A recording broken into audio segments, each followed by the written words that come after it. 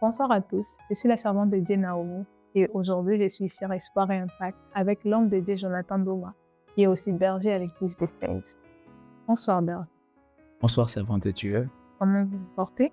Par la grâce de Dieu, je vais très bien, merci. Et vous-même? Ça va, merci beaucoup. Alors aujourd'hui, nous avons une question particulière à poser à notre berger. Berger, pourquoi Dieu permet-il la souffrance alors qu'il est un Dieu d'amour? Merci beaucoup pour cette question. Pourquoi est-ce que Dieu permet la souffrance alors qu'il est indubitable? C'est un constat que nous voyons dans la vie de certains enfants de Dieu lorsqu'ils passent par certains moments de preuve. On a l'impression que Dieu permet volontairement le mal dans la vie. C'est comme si sa nature contredisait, en fait, disons, comme si les événements qui se produisaient contredisaient sa nature d'amour, ou la souffrance, galère, maladie, pauvreté, souffrance. On va survoler les Écritures dans le livre de Jean, le chapitre 11, le verset 35. On se rend en train de voir comment est-ce que la personne de Lazare, qui était amie à Jésus, était malade. Et les Écritures sont en train de déclarer quelque chose. C'est quoi? C'est que on va informer à Jésus que son ami était malade. Mais Jésus était en train de dire une chose, qu'il n'allait pas directement aller. Il a préféré rester 2 jours supplémentaires avant d'aller rejoindre Lazare.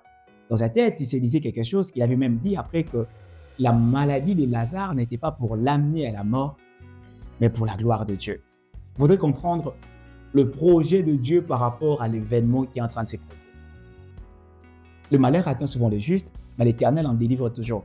Il faut dire que dans chaque événement, Dieu a quelque chose qu'il voudrait apprendre à l'homme et un but bien précis derrière l'événement.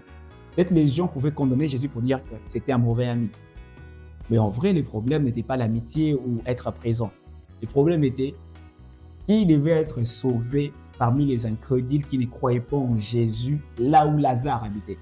C'était une terre où on doutait de Jésus.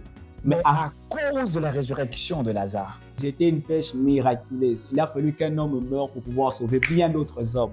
On commençait déjà à préfigurer la personne de Jésus qui devait mourir et ressusciter. C'est pourquoi même avant qu'on puisse avoir l'évangile que nous avons, car Dieu a tel aimé les mondes qu'il a donné un homme qui devait aussi mourir.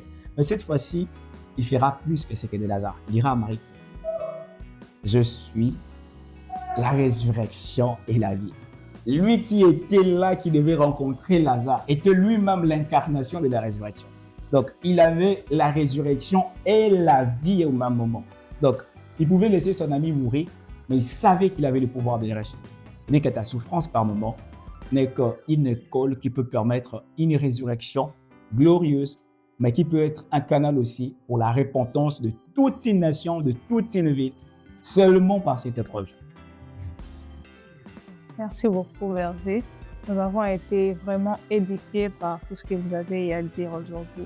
Alors, tout ce que nous aurons aussi à comprendre et à retenir, c'est que dans ta souffrance à toi, Dieu tire sa gloire à l'intérieur et aussi qu'il le fait pour l'édification aussi d'une personne quelconque quelque part. En tout cas, merci beaucoup d'avoir répondu à notre question. Je vous en prie. On espère se revoir à la prochaine. La prochaine. Au revoir.